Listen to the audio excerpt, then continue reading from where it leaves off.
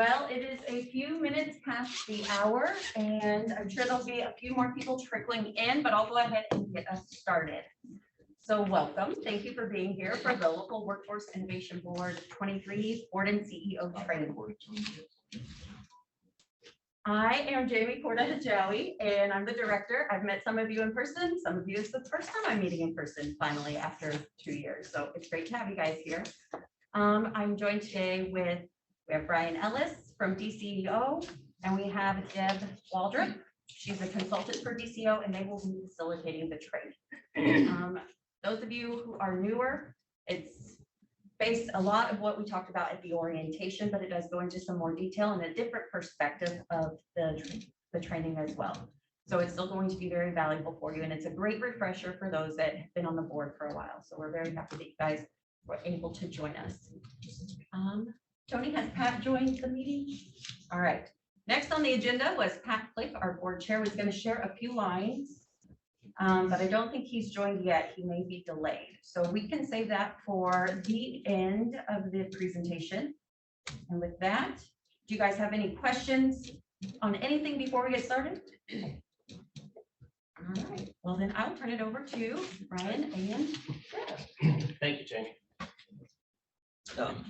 Welcome, good morning. I'm glad that everyone took some time out of their busy schedules to be with us today, and hopefully you get some good information out of today's presentation. And hopefully at the end you'll have some good questions. We can have some discussion as necessary. Next slide, please. So I'm Brian Ellis. I'm with the Illinois Department of Commerce and Economic Opportunity, Office of Employment and Training. I'm the regional manager for the local workforce areas downstate, which include LWIAs 22, 23, 24, 25, and 26, which that is basically the counties from Mattoon south to Cairo. So it's a large geographic area. Local workforce area 23 happens to be in that region. And with me today, I have Deb Waldrop, who is our senior workforce consultant, and she's going to help me through the presentation. So we're going to kind of tag team this morning. Next slide, please. So for our agenda, we're going to go over a basic or a high-level federal workforce program overview of the Workforce Innovation and Opportunity Act. Then we're going to talk a little bit about Local Workforce Area 23's key statistics, fiscal performance and service levels, how those look. We're going to talk a little bit about the roles and responsibilities of the chief elected officials and members of the Local Workforce Development Board. Then we'll talk a little bit about Local Workforce Area 23's obligations and expenditures. And there's a waiver that's in place right now, and I'll explain what that means a little bit later. And we'll talk a little bit about next steps and things that we can do to move forward. So now I'm going to go ahead, and we've got a lot of information to cover. We want to leave time at the end of the presentation for questions. So I'm going to go ahead and turn it over to Deb to talk a little bit about the Workforce Innovation Opportunity Act.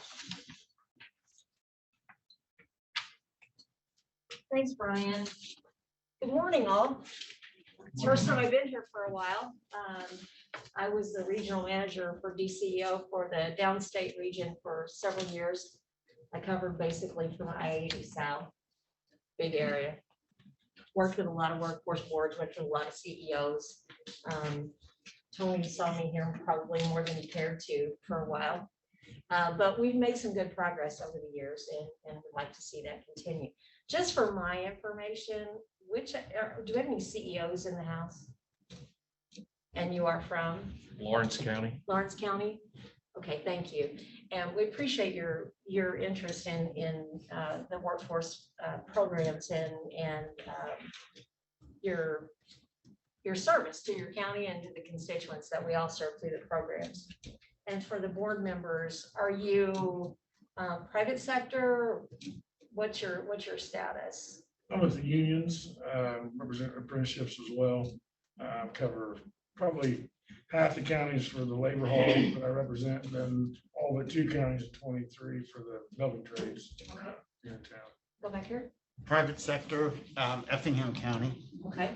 And in retail, yeah. retail, private. okay. I'm with Kaskaskia College, so I'm public, yes. Okay, and the gentleman on the screen, anybody on the screen, is Tony, maybe you can. That right there? Yeah. That's Adam, he's with DRS. Okay. No, I know you. And I just met Jamie this morning. It's good to meet Jamie too. I mean, I could go through if you want to. You got Adam with DRS. I believe it's Sharmila from IECC. She was with Adult Ed. I think her title has changed since then, but Lauren Corman, HR out of Moultrie County. Gerald Billieu is Crawford County, private sector. Casey Bergholzer's DES. Okay, well, we got a good smattering of your partners represented here today, so we appreciate that. So I'll just start here. So for those of you who have been involved in the workforce programs before, this is going to be kind of a refresher course. For those of you who may be new, this will be just a little bit of an introduction. As Jamie said, you get a welcome packet, and this is going to kind of reinforce what excuse me, received in your welcome packet. So generally speaking, the Workforce Innovation and Opportunity Act is a federal program.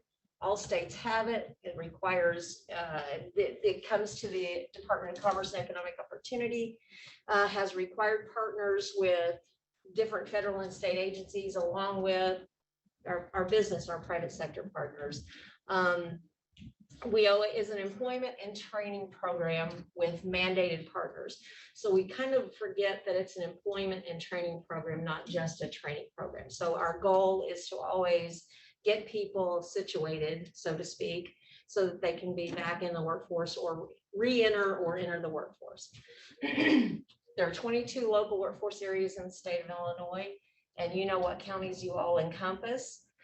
Each each local workforce area has a board that works with the chief elected officials. And along with that, the state also has a workforce board. So it's the LWIB.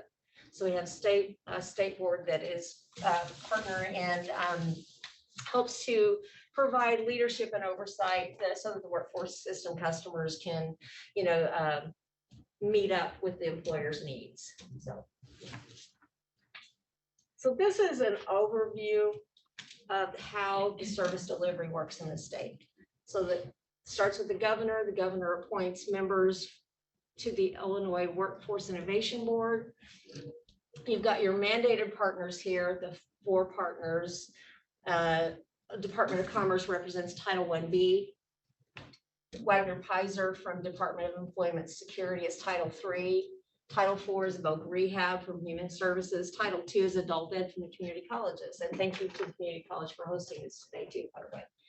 And then through those 4 partner programs, there's what's called a WIOA, State Interagency Work Group. And so people represent each one of those agencies, and they try to help solve, mitigate,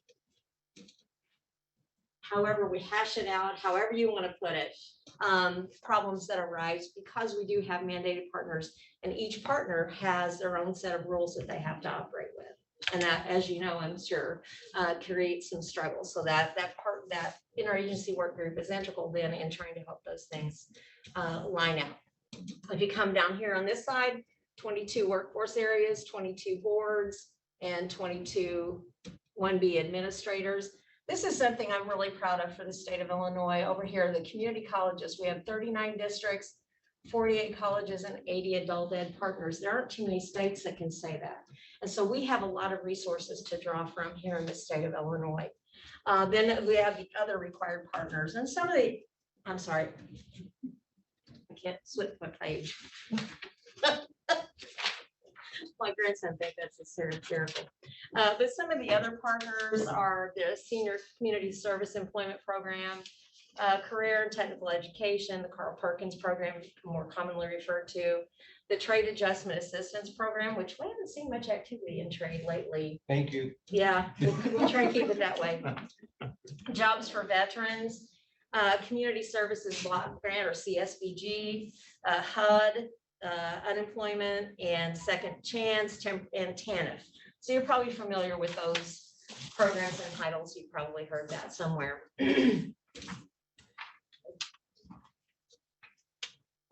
So this is a high level overview of how the laws and regulations and policies related to workforce are developed and implemented.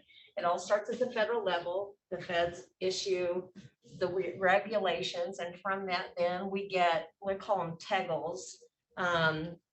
They're training. I have to look at because I call it TEGL for so long. I can't remember what it actually stands for. So they issue the guidance in the form of a training and employment guidance letter. And then the state takes those and they develop policy letters that are issued. And then it comes on down to the local areas.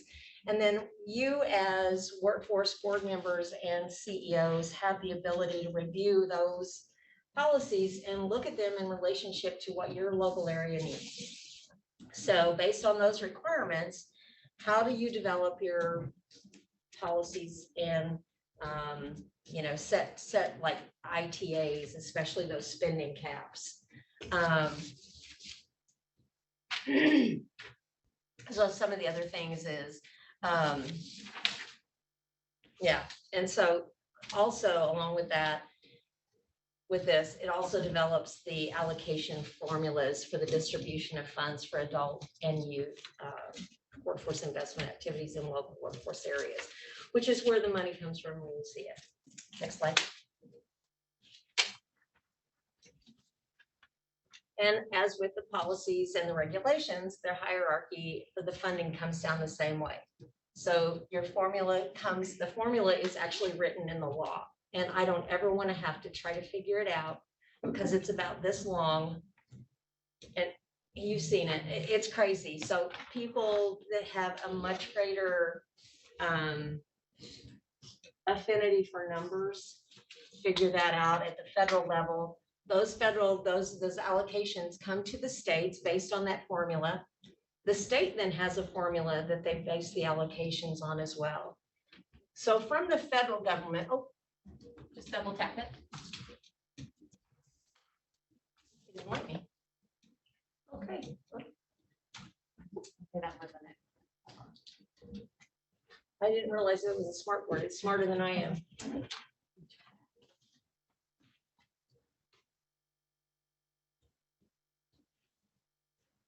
you go back? That undoes what you write on there. There we go. Okay, thank you. He saved the day. That's why he's here. That's why he's. I will stand a little Okay. further away so I don't touch that thing. Anyway, as you know, in addition to the formula funds that come in, we also have the ability to, when there's a disaster, excuse me, come in for national emergency grants. And then they also award various other WIOA grants and competitive RFAs like the Innovation Fund grants and things like that that come to the states. Then when the money comes from the state, then the state looks at the allocations and they award money to the local workforce areas. They also have rapid response grants, which is something, I don't know, do you have a current 1E grant for rapid response? So probably not. But if there are any events, you can get additional money to assist workers. And then there are also lots of other funding opportunities that come out through the state. Then at the local workforce area, then you receive the commerce grants, then you administer the programs, you plan for services, you actually serve, you're the boots on the ground. You serve the participants and track the outcomes and provide services to businesses. And we sometimes forget that businesses are our customers as well, that they are a big part of what we do because we can't train people or shouldn't train people in areas where businesses aren't hiring. So, and we want to always train people in areas that is going to give them an opportunity to have self-supporting, self-sufficient wages. So some of the key services that we have, we kind of touched on them. Training, various types of training. Most people think of training as your traditional classroom training, but that's not always the case because we have work-based training as well. And so we have classroom training and that, and then the training has to be based on the high demand occupations as defined by the state's demand occupational training list, which I think has just been redone. We won't talk about that Let's right now. not. We'll just leave that alone for a minute. But anyway, we also have on-the-job training, which gives people an opportunity to earn and learn. I really like on-the-job trainings. I know we've had some bad experiences a couple of times, but we live and learn. We learn from those things, and they really are a great opportunity, especially in today's climate, to get people back into the workforce where they can earn a living while still in a training phase. We also provide supportive services such as transportation, childcare, clothing, other necessities for any kind of training that they're enrolled in. So for the essential skills, help people as career services, help people find and keep a job, interviewing. Do you guys do much interview? Do you do much interview like training? Do you work with people on interviewing? I think individually, the case managers do. Okay, so you have different things like that to help individuals once they get into that situation. And then we've got training for businesses. This involves incumbent worker training. Are you familiar with incumbent worker training at all? Do you have incumbent worker training? We do. Yeah. We have a pretty good program that Tony leads. Yeah. Okay, good. Glad to hear. Yeah, and we got two ongoing right now, two trainings, two that are starting in March and one that's kind of in the works with Marion County. So, and that's what we really like when I was talking to you earlier about having Courtney Yockey at Effingham County and Lauren McLean at Rich County. That's how we get our foot in the door to get any sort of training, if any business. So we want those economic development folks to help us get in the door in each of your counties. That's right. That's right. And so that's where it's important, where your private sector board members can come in to also help give you referrals to maybe their businesses or counterparts that they know of that are needing help. We also, it helps the clients too. And like I said, most of these are like the earn and learn, the apprenticeships, which I'm glad to know that you're here because we have an apprenticeship, a whole sector push on this apprenticeship. So it's a great thing. And can I interrupt right there? Because just this week, we signed the grant agreement with DCEO for an apprenticeship navigator. So in the coming weeks, we will be sourcing candidates and hiring an apprenticeship navigator whose job is to solely lead businesses through the process of establishing Department of Labor registered apprenticeships. So we're really hoping to be able to increase how many apprenticeship programs we have in the area and get more people into apprenticeships. Yeah, that's good to know. And so exciting. Yeah, that's exciting. Before I left DCEO, we were working very heavily with the apprenticeships. And so I'm glad to know that it's come a long way, baby, from where I left it. And it seems to be expanding. So it's a good thing. So some of the other things that we can do to help our business partners is we can do pre-screening for interviews. So like it's kind of an HR function, if you will, to do the testing and make referrals to people. So, there's a lot of things that go on here. And the reason that it's important to know this is to know how to constantly be aware of what your policy is, like for incumbent worker training. I'm sure you review that incumbent worker training policy occasionally to see if it needs to be amended. So it's meeting the needs within the realm of the law that meets the needs of what your employer is looking at as well. Same thing for especially the policies that impact your spending, your ITA policies, your supportive service policies. Those are very important to make sure that we stay consistent and we're helpful. So having covered this background now, I'm going to turn it over to Brian. We're going to switch gears a little bit. We're going to talk a little bit more about funding and little number crunching. Thanks, Deb. Okay. So as Deb said, we're going to switch gears, talk a little bit about service levels, funding, and where LWIA 23 currently sits, or I should say as of January 21st, 22. So this is really a snapshot in time. The numbers may be a little bit different today if we ran the reports again, but this is just a snapshot. So kind of going over this slide, these are the three funding streams under WIOA, youth, adult, dislocated worker. This column is the plan for services. So the local workforce area plan to serve this many people for the program year. The third column is prior year registrants. So that's what we call carry-in. These are people that were in the program the last program year, and now they're still in the program, which is, it's a good thing. But it gives us an idea. We do a little bit of math to figure out how many new registrants have we brought into the program since July 1st, 2021. That's the beginning of the program year. So you can kind of see, you know, you're sitting here with 47 new youth participants, 53 new adults, and 21 new dislocated workers. The fourth column is your year-to-date total actual. That includes the prior year registrants as well as the new registrants we brought in since July 1st. So one of the things in the report gives you an idea of where are we at in terms of what we plan to do. Here's how many we plan to serve. That blue column is how many we have, and then the total percent of plan is where we sit. That's kind of where we're performing. So that total percentage of plan column, that doesn't look so bad at first glance. We're at 99% of our plan for youth, 82% for adults, and so on.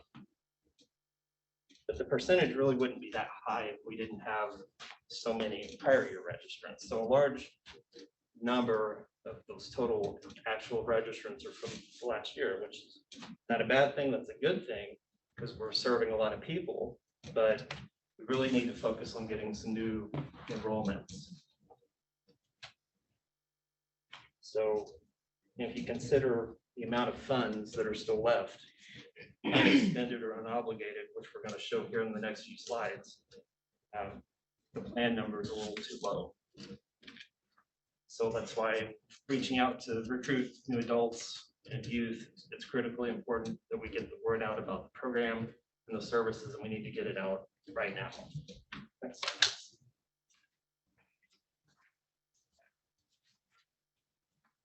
Here's an overview of the funding levels.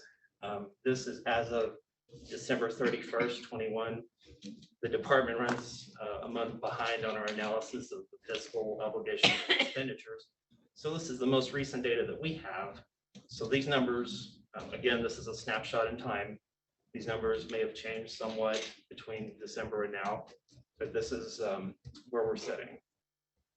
So the LWIA has 2 Title I grants. Those serve adults, dislocated workers, and youth.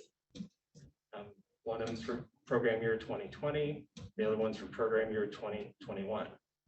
So what's highlighted here is this represents the amount, the total amount for the 3 funding streams that's unspent for both grants. So a little over 653,000 for the PY 2020 grant still is unspent. So of that, 349,000 or so is still youth money that's sitting there that we could be using to serve more youth participants. And then you can see from PY 2021, broken this down, you can see there's still, what, 768,000, a little bit more than that for youth, and 704,000 for adults. So you can see there's still a lot of money that we can spend. We can serve a lot more people, and we need to focus on outreach, recruitment, and things like that. I also included the service levels. This is from the previous slide to kind of give you an idea of, to show how many are being served now. That's the prior year participants plus the new participants that have been enrolled since the beginning of this program year. And it kind of gives you some perspective as in relation to how much money is still left and how much more we could spend and serve more people. Next slide.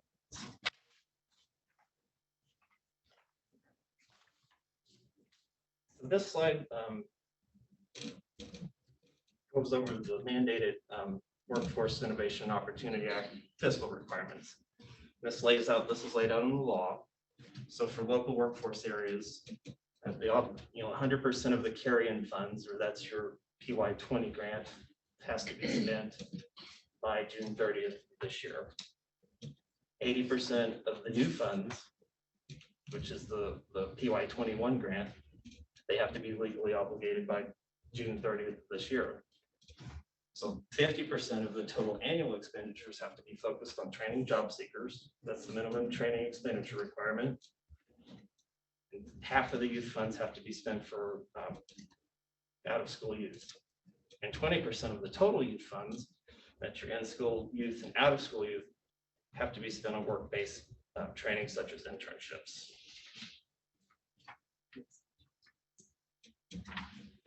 So what does this all mean for LWIA 23? So here's the current percentage of funds obligated as of December 31st. And by this point in the program year, the department has benchmarks like where we would expect expenditures and obligations to be. So what we project is most LWIA should have expended or obligated 100% of their PY20 funds. You can see here in 23, we're at 93%. So we're a little bit behind the ball here. It looks pretty good for adults and just looking at workers. The PY21 grant, though, however, see where it's sitting at 1% obligations for youth and 23% for adults.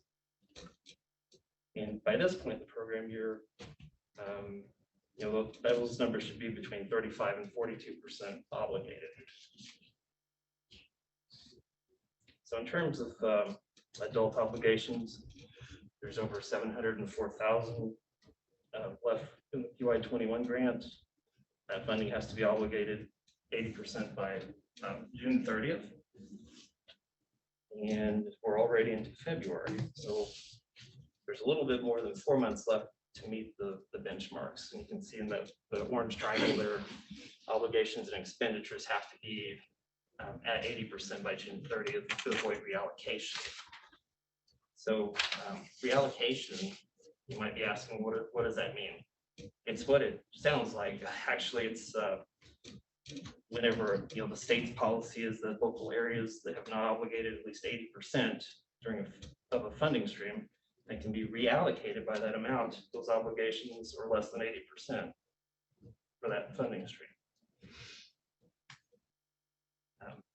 So any increase or decrease in those allotments that happens in the next program year, local areas that do meet the 80% obligation rate, they're eligible to receive any funds that are reallocated from other workforce areas that didn't meet the 80%.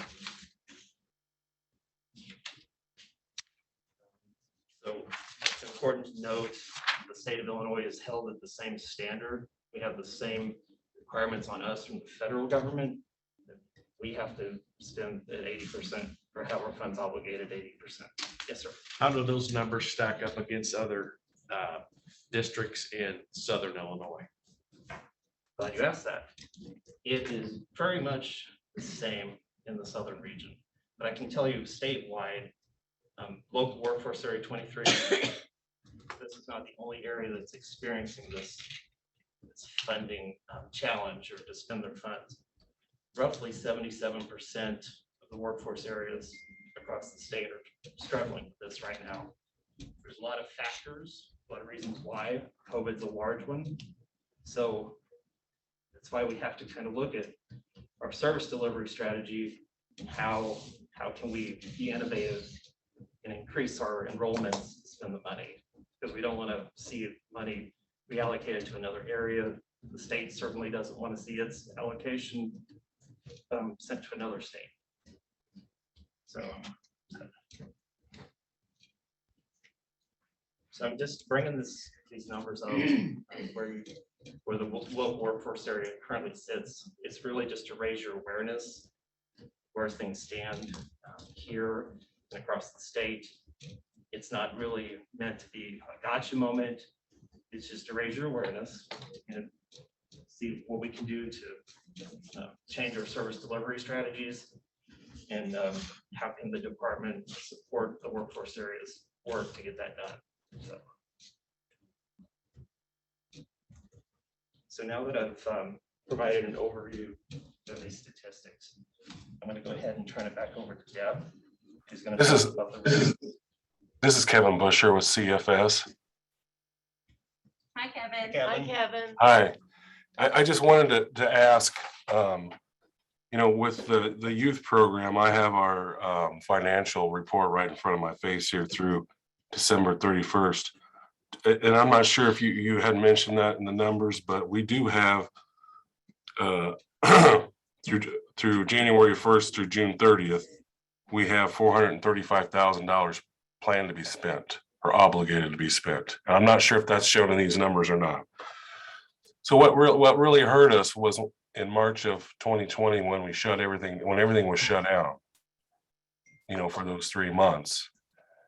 All our youth work experience, everything was shut down. So it really hurt us through that time. And the money that we couldn't spend in 2020 was carried over to 2021. But this year we are on track to spend our current, if you take that money away that we didn't spend that year, we're on pace to spend over 80% of our dollars this current year. If you take that out. So we're playing catch up is what we're doing. We're trying to play catch up from that COVID shutdown time. And then with the adults, we have through January 1st through June 30th of this year, we have another $485,000 obligated for our current participants. And we're always adding more, and we'll add more in the, for the summer semester too. So I just wanted to point that out to everybody that's on this call. I wasn't sure if those numbers were putting into here. I couldn't see that. And we are looking at innovative ways to find new customers, and we are making some headway.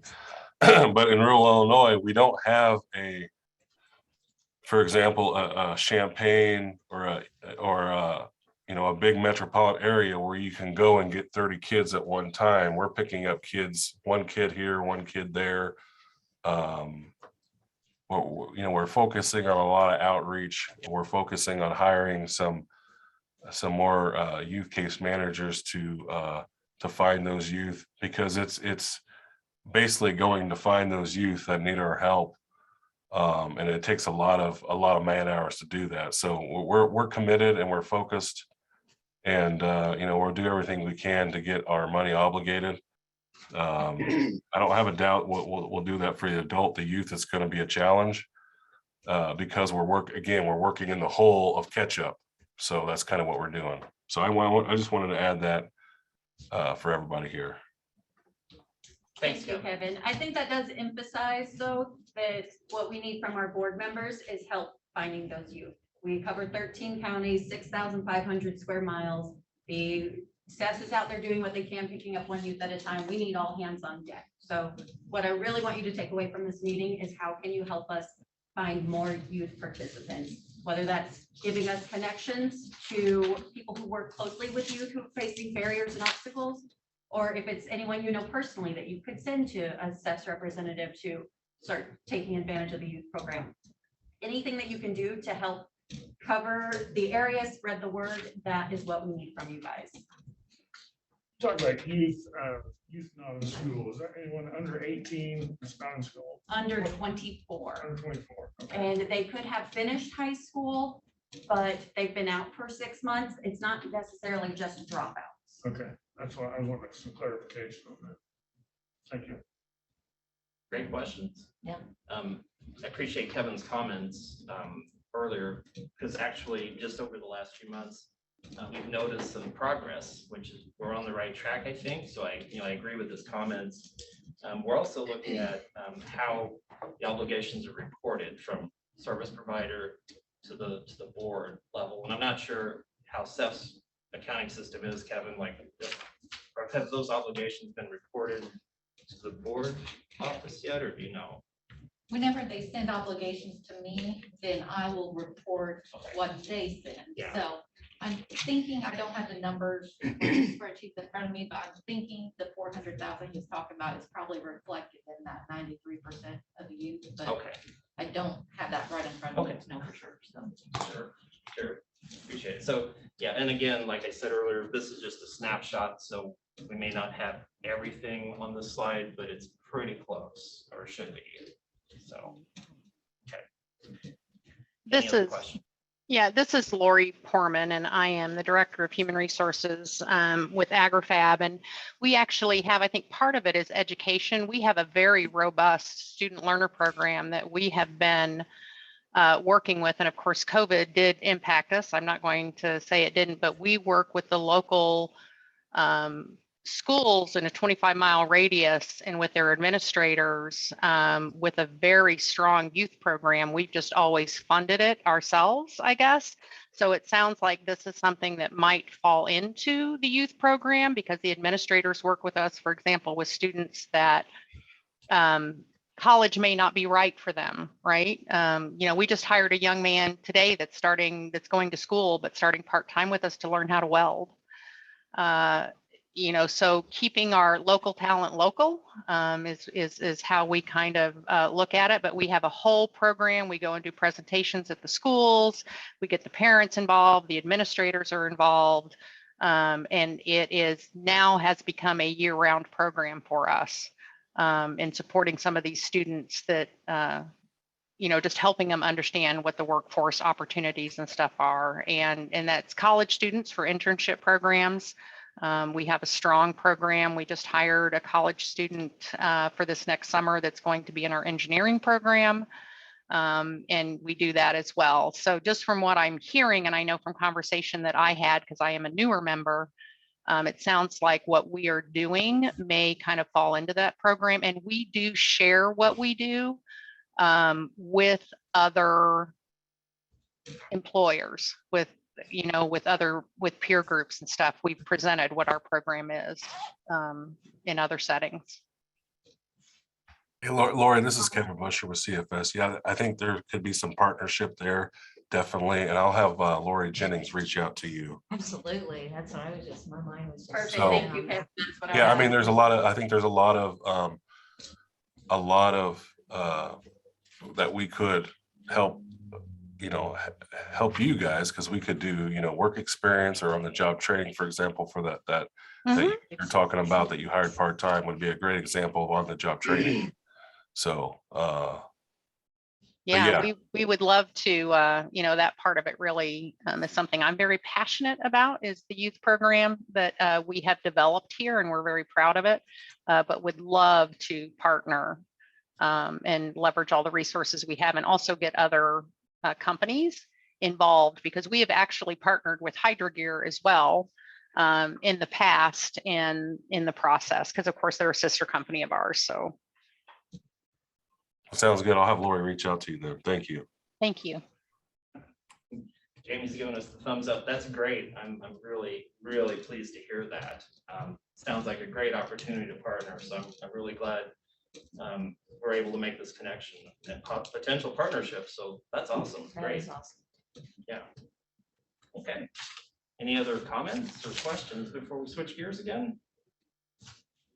All right.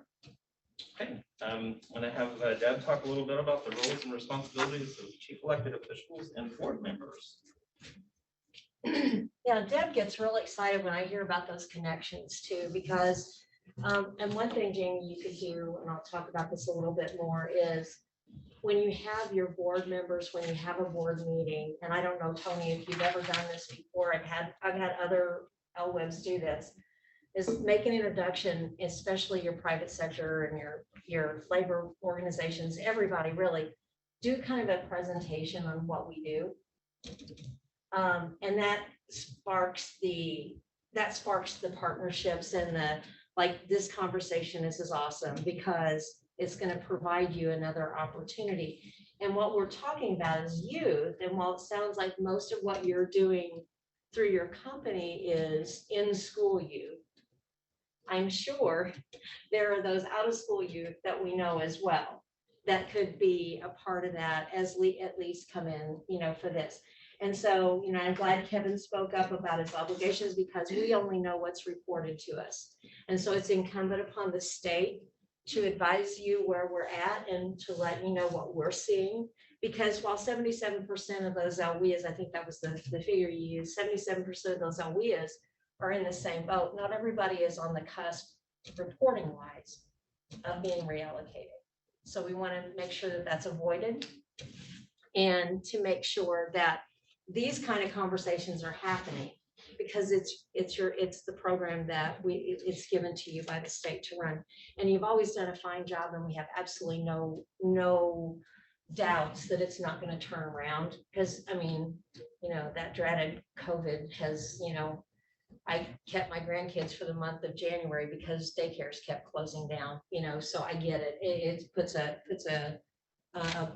cramp on everything. So if you wouldn't mind to go, oh, we're already there. So we're going to talk about, and that segues here about what our roles and responsibilities are.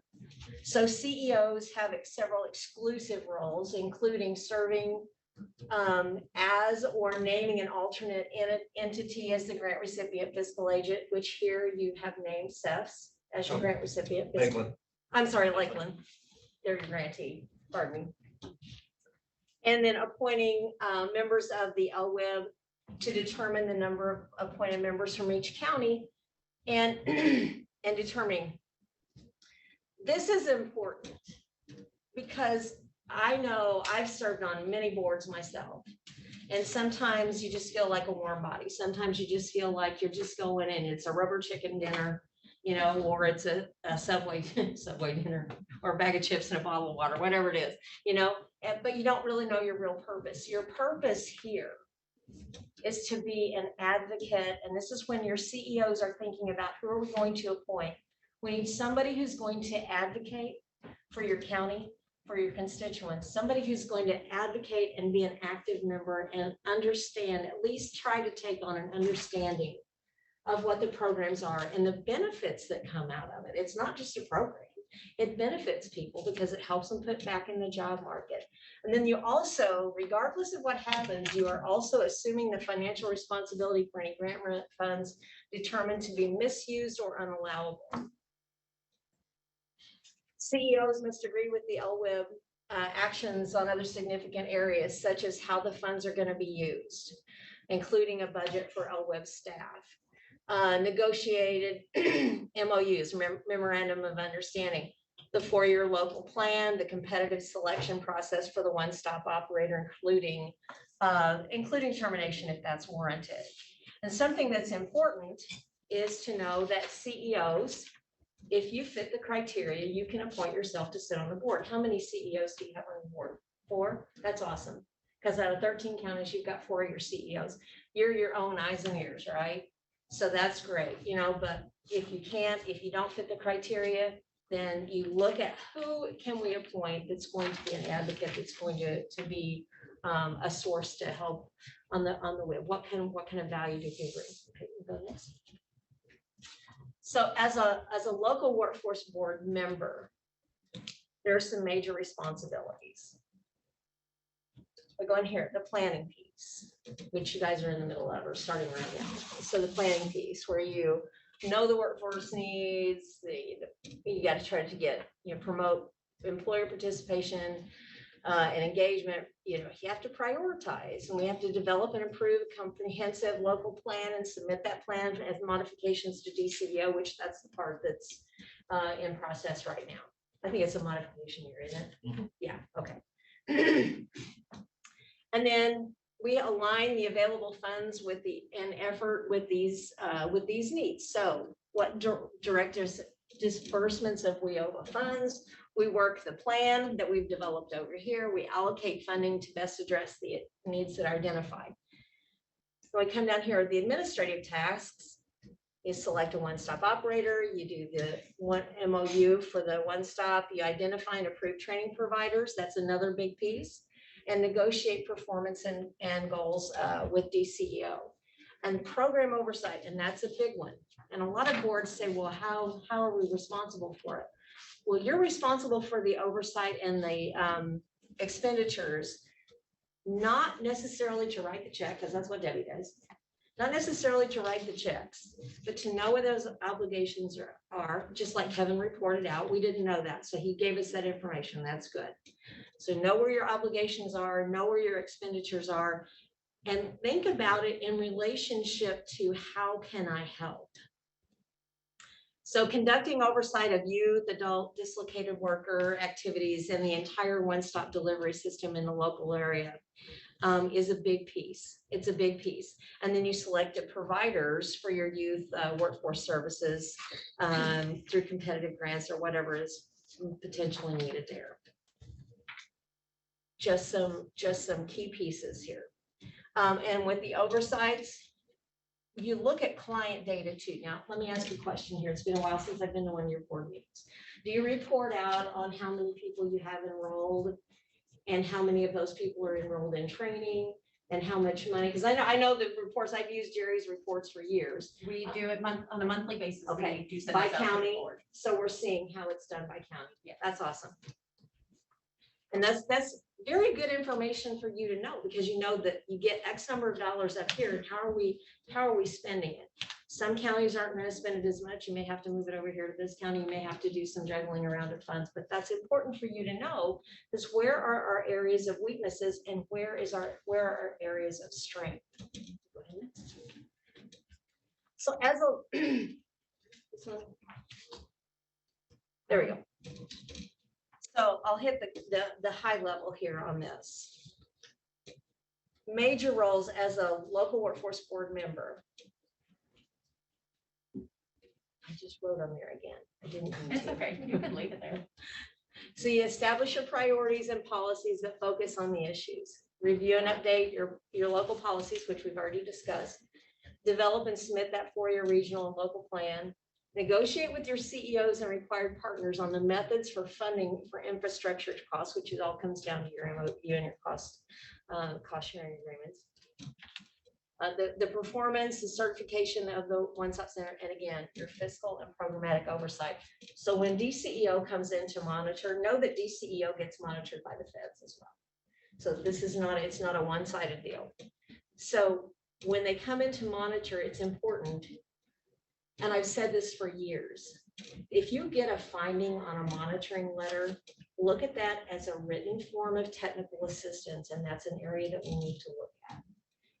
It's not a gotcha. It's not a bad dog, no biscuit. It's nothing like that. It is, this is an area that we need to correct. And when you see that, like if it's a participant that has, whatever, then go back and look at the other participants, and this is for staff. Go back and look at the other participants, and let's make sure we don't have that ongoing running issue.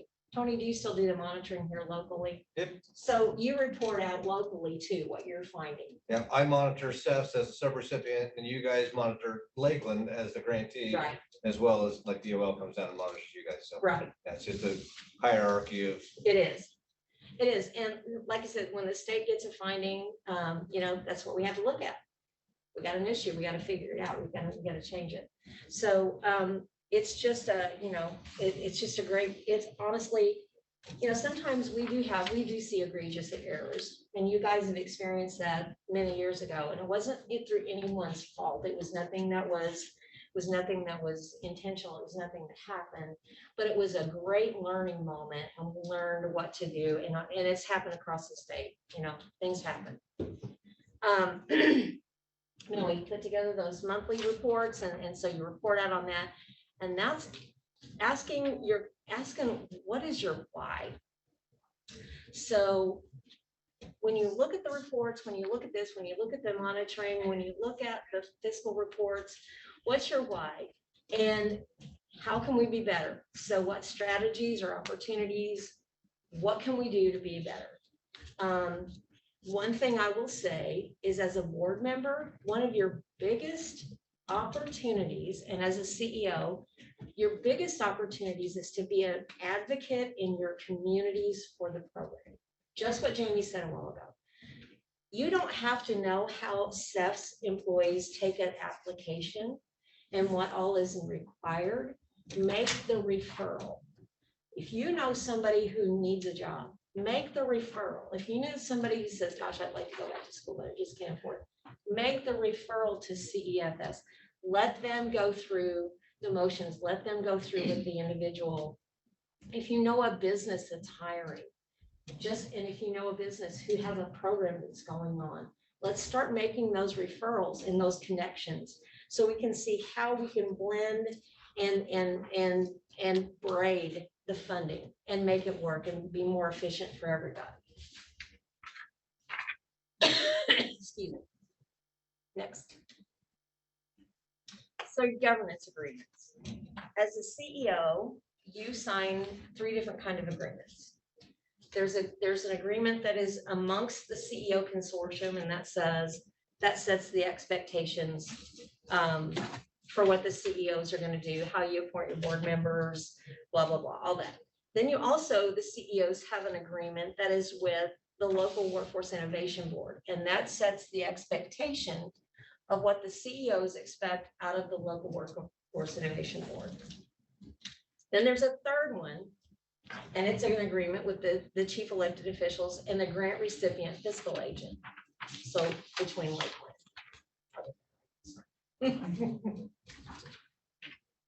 So your CEO consortium agreement, it outlines, and if you've read it at all, it outlines, like I said, all the expectations. How you're going to appoint the board members, how you're going to partner with the LWIB to fulfill the responsibilities. It outlines how they're going to consult with the state concerning activities in the local workforce area and the local plan.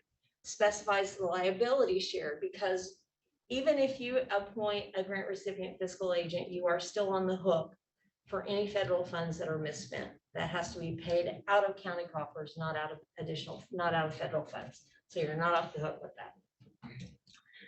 Can be designated, you can designate the entity to be the grant recipient fiscal agent, which you've done. The CEO agreement further defines what's in state policies about the agreement, and when there's multiple CEOs and how you're going to function there. You currently got 13 counties. Going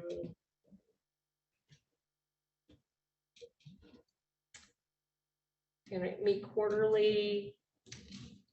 Have a simple majority to get your votes. 7 members or more is a quorum. What is that? How many you're going to appoint? Anyway, you appoint your members based on your county numbers.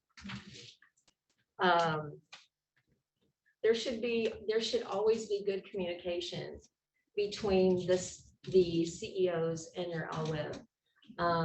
And it's great that you have members, CEOs who sit on this board. That really helps that communication process, because in areas where they don't have that, there is a disconnect. Sometimes the message gets either dropped or not communicated in full. And it just, I really appreciate that you're taking the time and sitting on this board as well. Next one.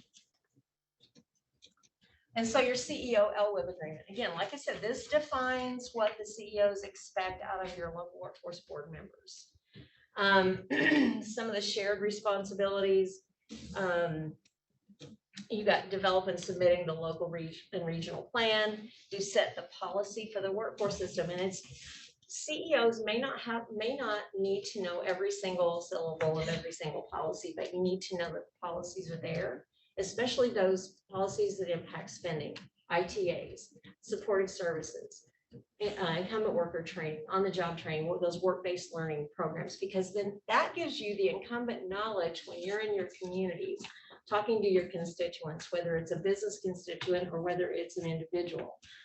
Oh gosh, this might be something that our workforce area could help with. So that's very important for you to at least have that. You work with the performance goals, and sometimes that's like watching paint. But yeah, it's part of what you have to do. You conduct the oversight of the youth, adult, and dislocated worker program. Part of what we're doing today fits into that. We're bringing you up to speed on some of those things. The procurement policy and the procurement process for the one-stop operator, the MOU. We've already covered these things. So just your roles and responsibilities and what the CEOs expect of the LWIB. And next. So then we go to the grant recipient. And I will tell you, the law used to only, well, it still only requires one agreement, and that's with the CEOs. The state implemented the requirement for the three different agreements, because we found that it helps with communication and it helps with the understanding across the board and across the boards for the expectations, and it puts it a little bit more more specificity into that. So with this, the fiscal agent grant recipient, you have the responsibility as a grant recipient fiscal agent to oversee the everyday running of the operation, right? And so when you feel the heat, when you're not, when things aren't exactly going like they should be, or like you think they should be, or like, the state is recognizing the numbers that are reported. But anyway, that's delegated to Lakeland College. Lakeland complies with all the federal and state laws and regulations, which that's vast. It's vast. So they do a yeoman's job when it comes to that, to knowing all that. They also maintain the accounting system. They employ and train and maintain sufficient operational policies and make recommendations to CEOs to streamline or improve administration of the programs, the contracts. The CEOs expect the grant recipient to take prompt corrective action upon becoming aware of any violation of federal or state rules. And they have to closely monitor the life of all grant funds that are used to the maximum amount allowed under WIA and to avoid any loss of funds, which is what we're talking about today. The service expectations, the grant recipient organizes and executes, all responsibilities to assure fair and equitable allocation of grants across all the counties. And the reporting expectations, we've kind of gone over that too, and are you receiving, the kind of reports that you guys should be getting, and I'm sure you are, is performance. But performance isn't just in what DCEO goes into the system and what DCEO, how the performance per federal law, how it's calculated. Performance is, what are we actually doing? Are we really measuring up? Are we serving the people we need to be serving? What are we actually doing with the participants? And so you're having those conversations now. And so I know this is a lot of information, but it kind of gives you a good idea of the expectations and understanding the expectations that are in those agreements rolls right back into your responsibility and your role as a member, whether a CEO or an OA member, as being an advocate in the community. And I'll tell you this right now. Kevin mentioned Champaign, they don't have the Champaign, but I know a small community right now, a small county, very small, very rural county, where the CEO was not aware of what the programs did. And we talked to them about it. And we said, this is what we can do. And they are now going out to their schools themselves. The CEOs are doing this, and they're talking to their members, and they're talking to the folks in their county and their communities. And they've recruited 10 youth to date, and that's in the last 2 months. So that was one CEO that made that change. And he said, I had no idea what this program really did. And so he took that information, and you as an individual, you as a board member, you as a CEO can take that information. And I'm not saying you don't call a school, a school assembly, but in your daily life, in the meetings that you attend, in the opportunities that you're in, and I know you're in often because you're busy people. Busy people get a lot done. And I know that through that life that you can take that message that we have a program that I think might help you, and let's make a referral. So that's kind of where this all kind of rolls around to in the roles and responsibilities. And so now with that, I'm going to turn it back over to Brian, and we're going to get to the waiver and the corrective action plan. Thanks, Deb. All right. A lot of information. We're getting close to the end here. I know it's a lot of information. So for LWIA 23's waiver and corrective action plan, we received, the LWIA received back in August, I want to say, a waiver from the state for not meeting the 80% for PY 2020 funds. And that helped, that lets you avoid being reallocated, and allowed the LWIA some time to make some service delivery adjustments to try to bring those numbers back up. So when I say waiver, there were some conditions attached to this waiver. And basically it said the workforce area has to develop and implement an action plan that outlines how the funds will be used to provide services to job seekers through program year 21. The workforce area had to develop and implement some strategies to ensure the expenditure and obligation requirements would be met for program year 21. And then another part of that is the workforce area has to submit written progress reports of the action plan on a quarterly basis. And that's what Jamie and her team are doing.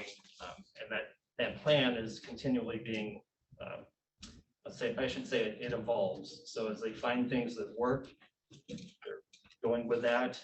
Some things may not be as effective, and they make adjustments accordingly. One thing to note is this waiver ends on June 30th, 2022, unless the Illinois Workforce Board chooses to extend it, which we don't know at this point what they're going to do. So that's kind of what that means. We're here today as part of the education and technical assistance because we want to support Jamie's team. We want to support CEFS and the board and the chief elected officials to bring these numbers up.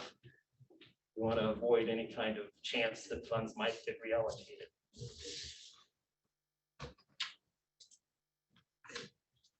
The corrective action plan, we ask it to be swift, aggressive. It should include, and I believe it does, expanded outreach strategies across the workforce area of all the counties are included to bring those people in. The department needs to see some significant improvement over the next 2 quarters that would support these increasing enrollments in order to avoid reallocation. Thanks. So what are some of the next steps? I think we've got a pretty good start on that right now. This is in progress. Analyze the program personnel and staffing requirements, especially around youth services, focusing on outreach, recruitment, and engagement of those youth. Providing ongoing and actionable communication of fiscal information to the service provider CEFS management team, as well as those case managers. They may not be aware of where things stand. That would help them have some idea of how many folks they need to try to recruit and engage. Another thing is to review the strategies and activities necessary to meet the program year 20 expenditure and obligations requirement. Like I said, those funds have to be 100% expended by June 30th. Similar to that, for the program year 21 expenditure and obligations, review those strategies and activities to increase that. And as you go along, if you identify any other technical assistance needs from the department or our partners, we're here to facilitate that. So, like I said, Jamie and her team, they've already done this process. They've taken several steps to increase awareness of the program. And some of those highlights are, they're working with CEFS on an action plan to expand recruitment of youth and adults. I understand that CEFS has posted a position for some youth career specialists to help bring those numbers up. And collaborating with other community partners, action agencies in the region to help identify and recruit additional youth to bring into the program. They're updating their social media outreach, especially targeting that towards youth. And they begin to identify additional youth work sites like parks and municipalities and things like that for additional youth worksite placements that'll help spend those funds and serve the youth. So this is a great start. I want to congratulate Jamie and her team on this, but we want to continue this work on a positive note. And how do we move the needle forward? So that's what we ask the board and those chief elected officials to come in to help support their work to increase the numbers, across the service area. Because as a CEO or a board member, you're also an advocate for the program, like Deb said. You're probably the best advocate that they could ask for because you know your people in those counties. You have those connections. They're very valuable. And that's what we're here to do, is help support the program and their work to bring as many people in to serve as we can. Well, that's a lot of information. Just want to thank everyone for their time and attention today and the good questions. We have some really good comments. I appreciate that. So we're at the end. We can open it up for questions, discussion. Anyone just have comments? I have a question. Sure. So you mentioned that the waiver for planning year 2020, and they gave an extension for that. Is it possible due to COVID, they would give an extension for planning year 2021? I don't have that information this time. I mean, it's possible that they would do that, but the determination hasn't been made. That's something the state workforce board will have to decide if it wants to go that route. But at this point, the waiver ends in June. We're not planning for it to be renewed for 21. That would be nice, yes, but we're planning that it's not going to be renewed, so we need to do the best we can now. I don't know if you want to mention. So the waiver we had for the PY20 funds was for the 80% obligation. That grant that we didn't meet that 80%, it ends June 30 anyway. So then we start talking about PY21 funds. If we've met that 80% obligation by June 30 of 2022, doesn't look like we're going to do it, but we might. So we'll probably have to ask for another waiver. But what we have been in discussion with DCO is how we report those obligations. If they're going to allow us to report obligations like we think we should on a contractual basis, we're not going to need a waiver. It's fine. We still have to spend the funds. We get it. But as far as reporting the obligations, and that's the problem we're having right now, is reporting the obligations. We would report CEF's obligations and not our Lakeland's obligations. So we have a contract with CEF's. It's our obligation. So if they're allowing us to report our obligations the way we think we should on a contractual basis, this conversation kind of goes away. If that makes any sense. But we still need to put in the We effort to spend. We still got to spend the money. Instead of Absolutely. being hit twice, if you're not obligating enough and you're not spending enough, if it changes, then we're just hit with you're not spending enough. Okay, we will spend the money, then we'll do everything that we can to spend the money. So the problem's not completely solved. It's just not a dual-sided problem at that point. So what's the process now? You say, Well, what we do, okay, so we have a contract. The board has a contract with CEFS. They have a budget. We give them a budget of, let's say, allocation for youth is $1 million. We take out Lakeland's cost for the entire year. The remaining amount of that $1 million is CEF's money. And that's in the budget we give them, and that's their contracted amount. That's as Lakeland, as a grant recipient, that is their obligation for our area. We've obligated it to CEF's. In the past, we've only reported and obligated CEF's costs. So they give us a monthly report and they obligate a certain amount of dollars based on how many youth or adult dislocated worker they're gonna serve, or they think they're gonna serve.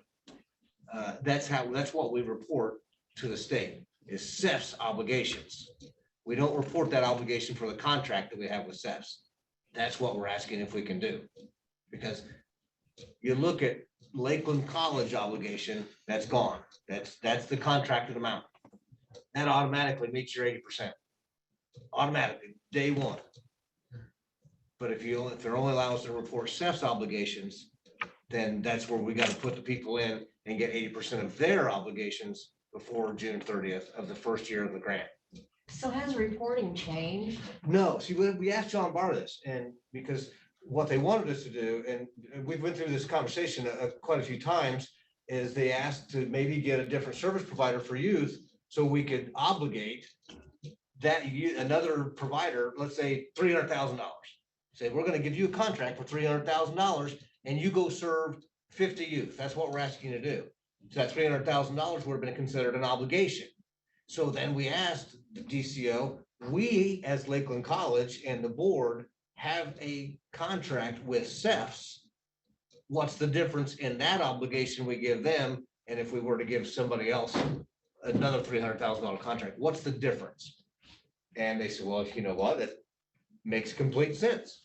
So but the way it is reported to DCEO would have to be different than the way we're reporting it now.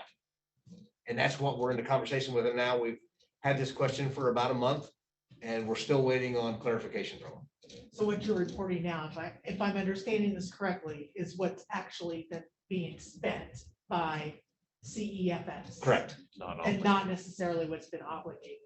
Well, I report the cost that they spend on a monthly basis, but then they also do an obligation report, which doesn't, like, let's say somebody's in school, they would be able to obligate, like right now, if they have a schedule, they could do that semester's worth, but they couldn't go for the full 2 years and obligate that. They can only do what they have a schedule for. So that's all that I can obligate right now is what they have. Or if they're in work experience, they can obligate the entire contract for the work experience. So that's what I am putting out there right now. Yes, this is Kevin. That's a good point. So for example, we don't have summer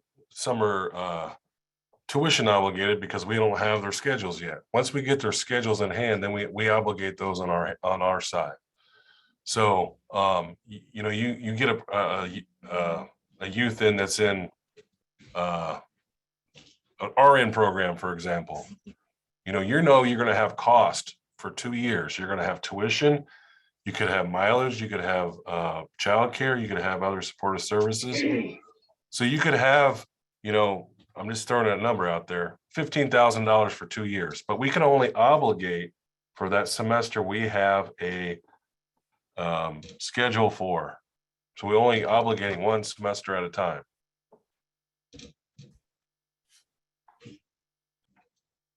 So then does Debbie only send back when that bill is paid for tuition? When it's an expense for CEFS, is that when it goes through to you? And that's when it gets reported back to DCO? Yes, Correct. whenever SEPS actually has an expense, they will send it to me on one report that's actual cost for that month.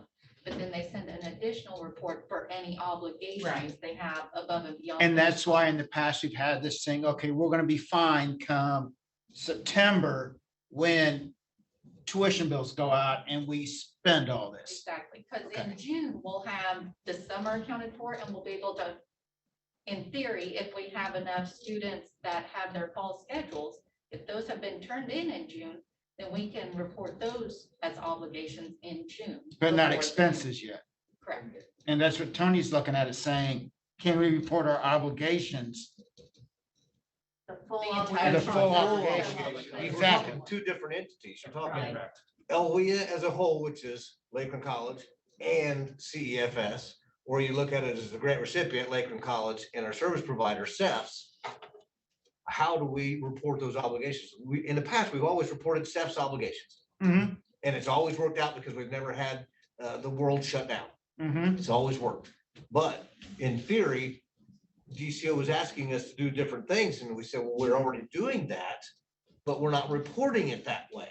Right. Can we report it that way? And that's the question that is out there right now. See if we can. But the cost from Lakeland, though, isn't that an administrative cost? What they're spending, what they're taking out before they Mhm. obligate. Yes. That's an administrative cost, and I think that therein lies part of the, Right. That wouldn't be part of the obligation though. Right. The only obligation would be what the contracted amount from Lakeland to CEFS is. And right, that contract starts July 1. right. So, hey, we already met our 80% as a grant recipient. we've met our 80%. Not as an area, because we got to get SEF's obligations in there for serving the people. Right. But legally, and the way we were talking to John about getting different contracts, and once you get a contract, you can obligate that entire contract. We have a contract with SEFs, we have a budget for them. Why can't we use that dollar amount as our obligation? So then you would never have an issue You with would never have on any of them. Nope. You You would, still got to spend the money. Yeah. right. But your obligations are met July 1. Seth still has to spend the money and we still have to help Seth spend the Yes. money. But But it the gets obligation part is gone. is gone because you have a contract for that amount. So that's just one less headache right there at the beginning, that check. So there would never, check. could be a reallocation as long as, As long as we spend it. Now, if you get to the end of the spend it. year and you don't spend all of the Yeah. money, Yeah, well, then you got an issue. right. We get that, but the obligation piece. Well, yeah, of the this is- obligations are just saying this is what we're gonna spend. We've and then you given gotta this to actually them. spend Yeah, it, It's Right, their responsibility to spend. right. That's our obligation to them. So, Well, and I mean, when we talk about the expenditures too, and you talk about having, students with schedules, we always think about training people, thinking, well, taking them in for a 2-year training program. We don't always think about talking to the admissions office about people who say, I'm sorry, I can't go back because I can't afford to go back. So if you've got somebody who is potentially missing out on that second year of college, their second year of school or second semester or whatever, it doesn't always have to be someone who is the full 2-year, on a 2-year track. They could potentially already be on part of a track and just not be able to afford it.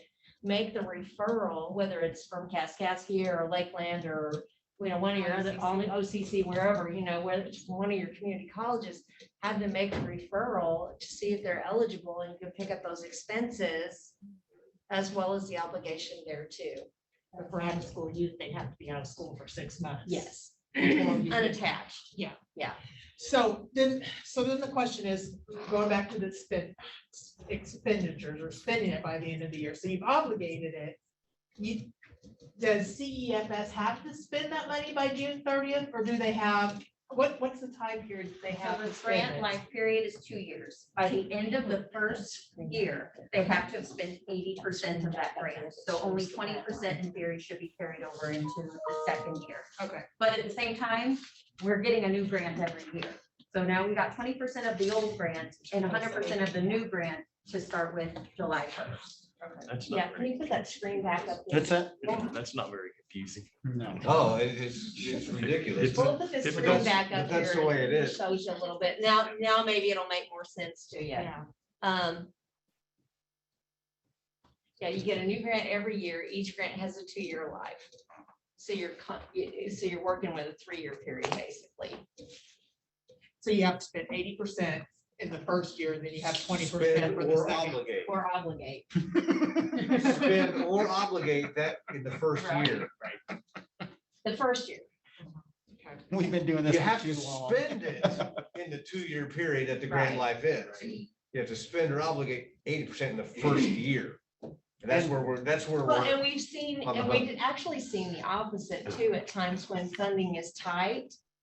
And by the end of the first year, you've spent it all, you spend. because you've had more people that you could serve than you had money for, and so things start getting tight. We're in the other side now, where we've got a little bit more money and we need more people then, We need more people. yeah, so. And unfortunately, I mean, in the past, when we've had that situation, what Deb's talking about, DCO does have a set aside coffer of money that we could always go ask for. If we had a waiting list of people that, hey, we got 20, 50 people, whatever, that want to go to college, but we do not have the money for them, we can always go back to DCO and say, hey, we've got these people and we can apply for more funds. On this side, we can't apply for more people, but that's what we need to find. We need to find more people. Right, we need more people.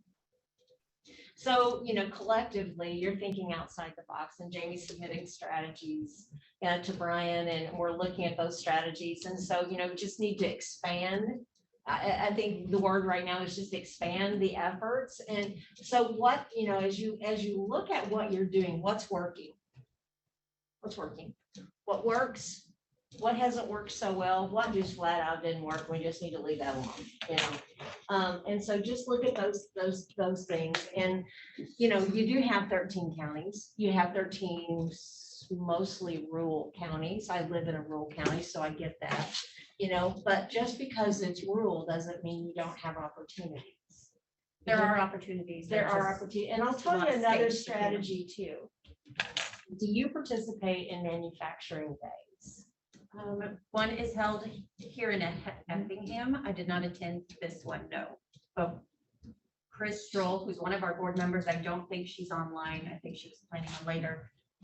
She goes to the Effingham Manufacturing Day, and I know that she did do a shout out for us this year. When you participate in manufacturing days and you actually take some of the youth that are enrolled in your program to that, wherever it's set up, it makes a difference. And if you can get, I mean, and I've worked with a couple of communities up north that did this, and their community, their manufacturing days consisted of taking busloads of youth to the manufacturers. Not doing a conference. Right? Yeah, I think that is what they do. I think it's led by, is it by EPs? I was gonna say somebody in the school, the education I think realm. EPs plays a big role in it, but they're not the only ones supporting it. So most likely the students that are already involved with CEFS, the schools themselves are already taking them to manufacturing day and doing it. And that's fine. And I would just ask CEFS, Kevin, to make sure that when that manufacturer days, when it, you know, because manufacturing month is in October, and that's just one. There are other things that you can do. But just, you know, kind of check your roles and see who's involved in that and see who could potentially participate in that. But the other side of that is that if they're not part of your program, if you have someone there who can not just give a shout out, but who can say, if you're interested in this at all, you know, come to one of our CEFS offices and let us see what we can do to help you. Because there's training that's available that we could potentially get you, you know, whether it's work-based training or whether it's, you know, traditional classroom training. I mean, there's so many opportunities. And then, I'm sorry, what was the name of the company that's represented on the call right now? AgriFab. And I don't know what exactly they do, but that's another opportunity with that program that they've got to maybe expand that, look at how they model that and work with some of your other companies. And, you know, that's where you can catch some of your out of school youth too. And we've done, this is Lori Porman from AgriFab. We've done the local manufacturing days here. We've participated and actually shared our information at the Effingham Manufacturing Day. We've been presenters there. We also have a local manufacturing day here. Unfortunately, with COVID over the last 18 months, going on 2 years, we haven't done that, but we do it locally. The schools bring bus loads. That's what it's for. It's for the youth of kids to the program. So those are things that we have been very successful with in the past. However, I will tell you, there has been just with COVID impacting us, it's about getting back to normal and starting to get those programs going, because it used to be an annual event and we were, you know, huge participants in it.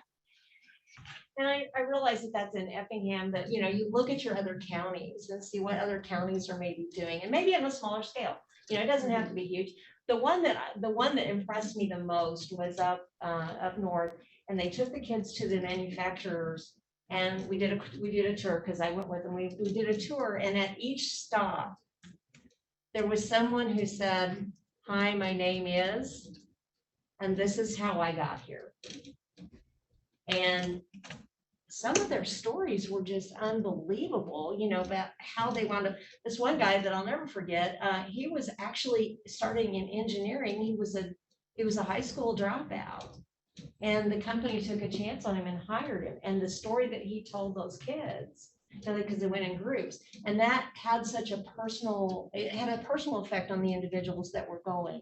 I was in tears a couple of times, you know, thinking, oh my gosh, I didn't need Kleenex here. But I did. But seriously, I mean, it wasn't at every stop, every company that they went to.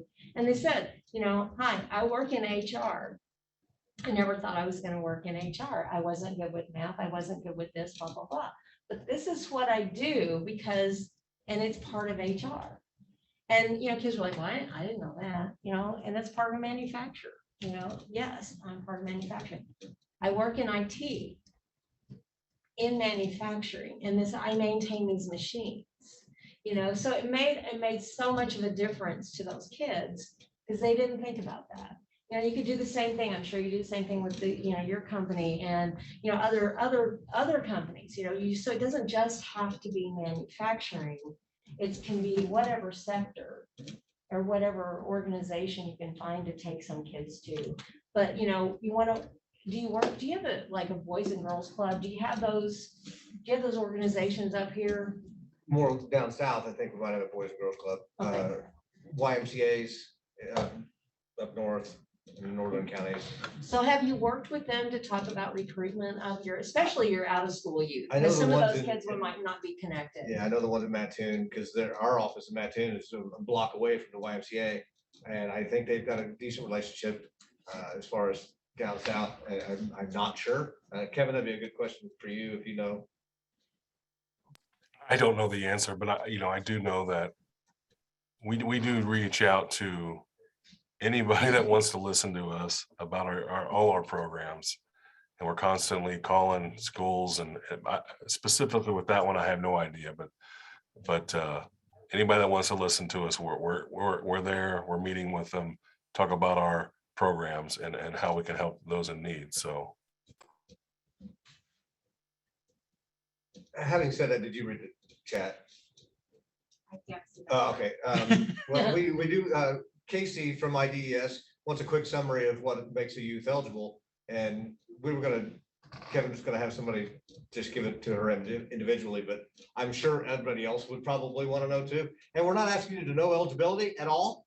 Just, if it's 16 to 24, hey, okay, let's send them there. They got a barrier to employment, let's send them there. Just the basic stuff. So Brian, if you wanna, if you can rattle off the eligibility criteria. Off the top of my head. I'll throw you under the bus. What's a barrier?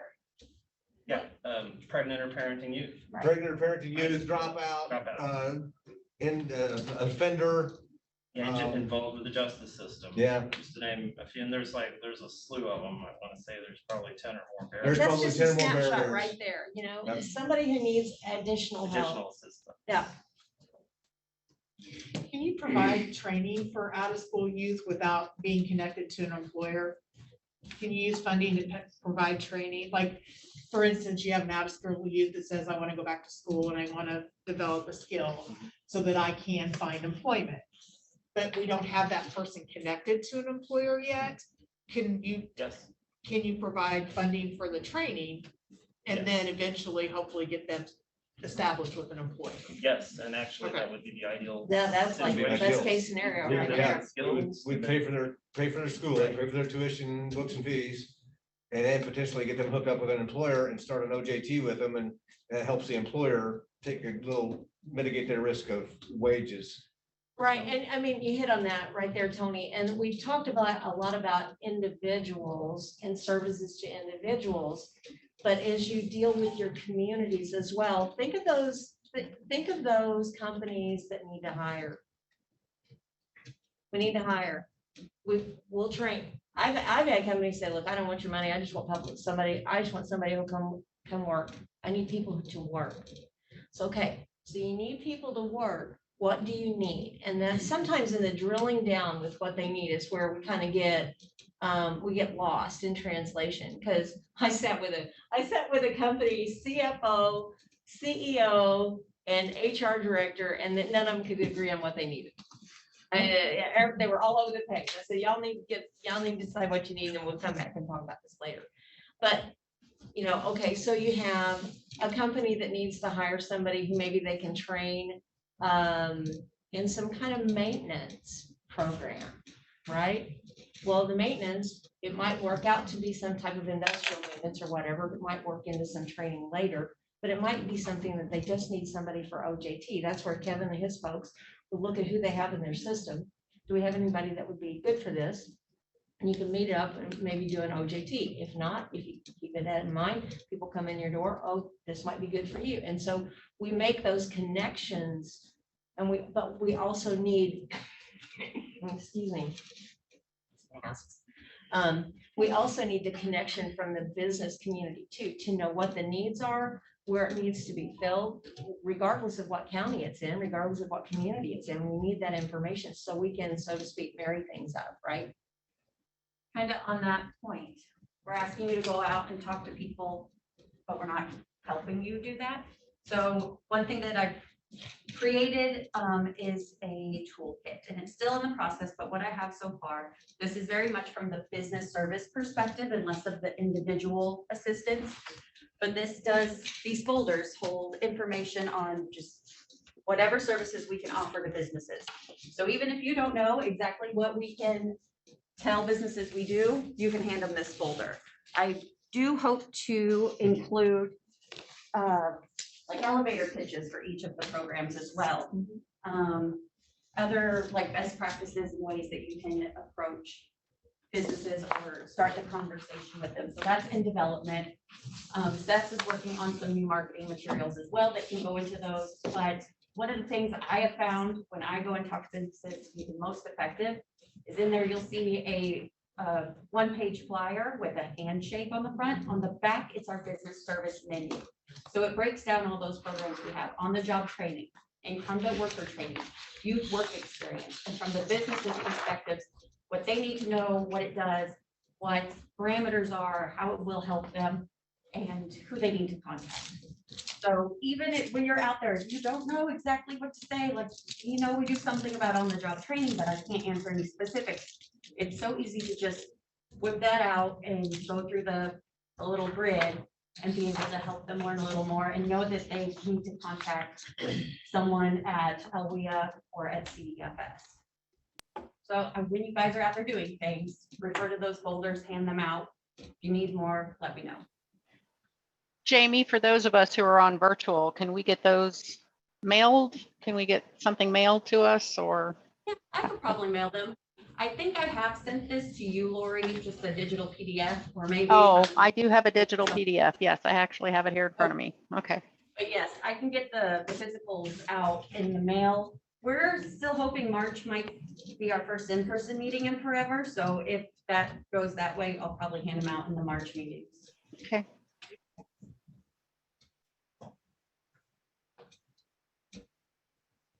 Great. Great discussion. I want to thank everybody and folks that are virtual. Thank you for your comments. Are there any other questions or comments?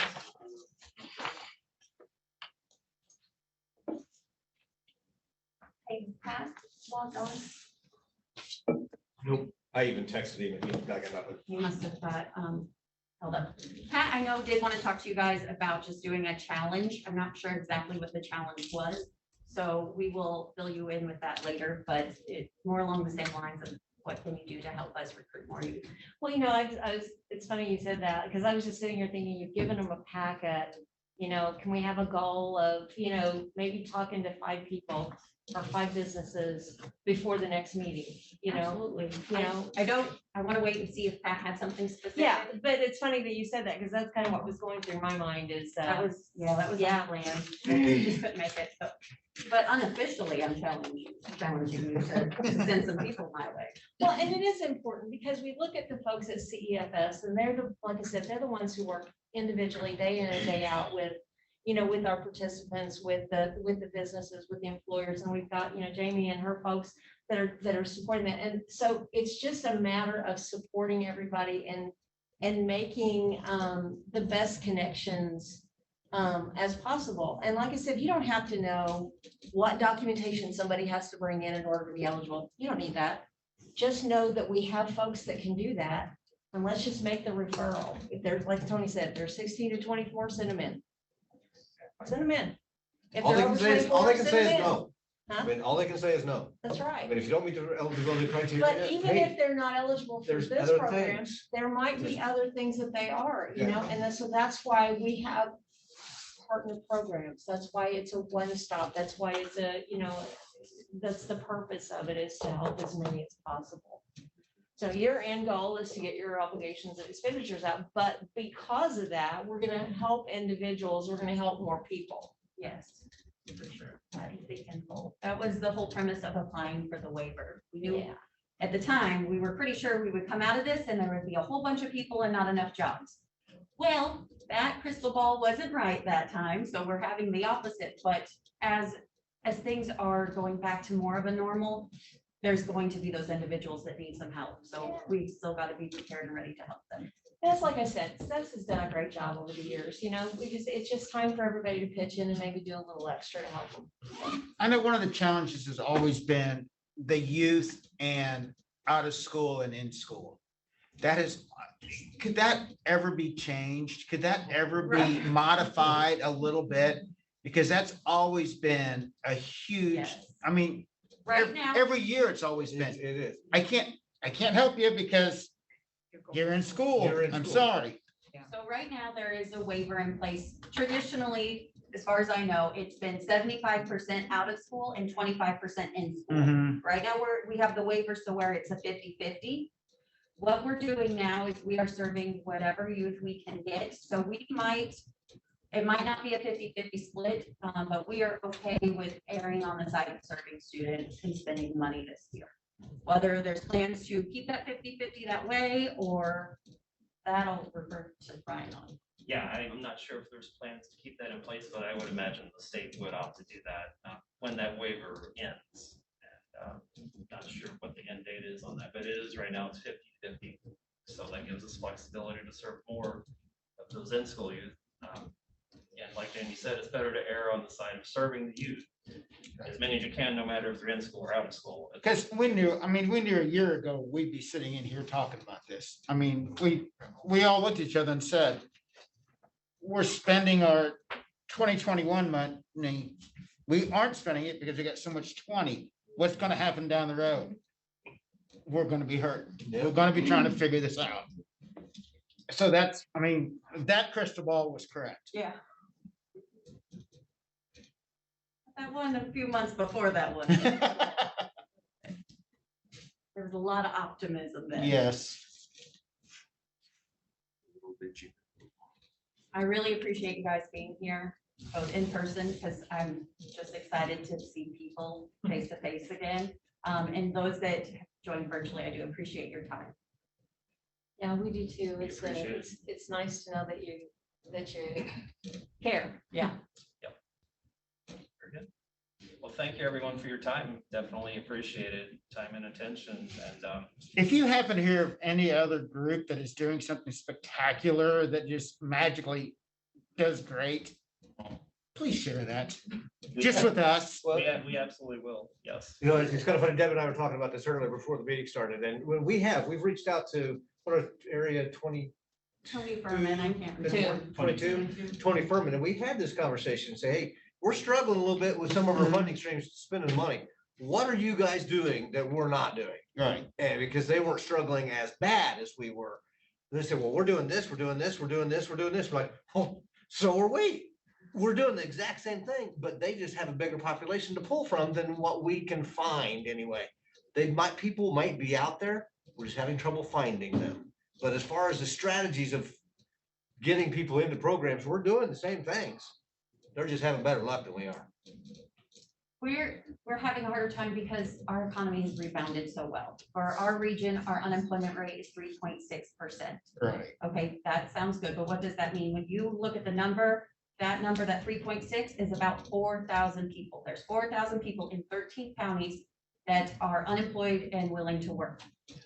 Out of those 4,000, if you drill down more and see how many of them are 24 or younger, that's 9.5% of that 3.6%. Okay, so what does that mean in terms of numbers? That's less than 400 people that are under the age of 24 who are unemployed and looking for work. So they're there, but they're spread out across 13 counties. So SES is out there doing what they can in each county, but that's still one person for every county or every 2 counties. We need just more people out there, more searchers looking for the needles in those very far spaced haystacks.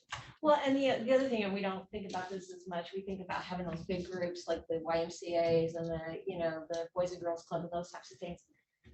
But in your organizations that you go to, you may know parents that have kids that aren't going to school. You may know parents that, I'm frustrated because my son graduated school and he's you know, he wants to work. I had one of those, you know, and I was like ready to pinch his head off, but he finally wound up going back, you know? So you keep this in mind in your daily life, in your church groups, you know, I know we have some organizations up north, but they work with some large church groups that serve underserved youth, you know, and so, and I know that we have those here. It's a matter of finding them. So where are they? How can you get in front of them? You know, because those are the ones that do touch the lives of kids, especially, and I call them kids because they're older than me. But, you know, those 16 to 24-year-olds especially, you know, that they touch those lives, you know, multiple times a month or whatever, and they have a big influence on. So you can think about those types of things too, you know.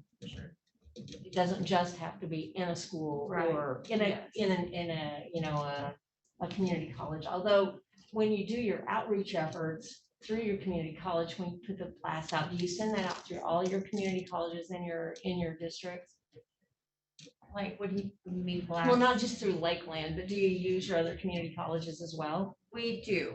I will say that there's been some turnover at the other community colleges, specifically in the Perkins realm. So that's been where we have really good established relationships there, where they've kind of fallen off. We are working on that. We're lucky that Joy is now with Kaskaskia, because then we can rebuild that one, that relationship as well. Before her, Mike Conley was there, and he sits on the LWIB. He was one of our board members for just a few months, but he got Steph's over to Casey for some really cool, was it like a job fair or a resource fair? Something like that, yeah. He had them very heavily involved in just those few short months. It was very nice and helpful. So we're working on getting that relationship reestablished again. And I know probably some of this will be for sets too, but when you work with your high schools, do you get in front of the counselors? Counselors, deans, principals, whatever we can get in. Well, I found that if you only talk to principals, sometimes it doesn't get communicated. And sometimes if you just talk to counselors, Yeah. it's not You reinforced. kind of have to have the group, yeah. Yeah, it is really much, you have to know that particular school You and who to get into with the school. So we've done press releases and shared them with all principals and counselors. Lakeland, in Lakeland's region, they have a monthly newsletter that goes out to area high school counselors specifically. We're in a blurb on that newsletter as well. But if there's any other means, ways, we're always looking for new ways to get in front of them. You know, I know in Illinois, there were several school districts, a lot of school districts actually that got grant funding because of COVID, that they have additional intervention for students who have fallen behind because of the remote and distance learning.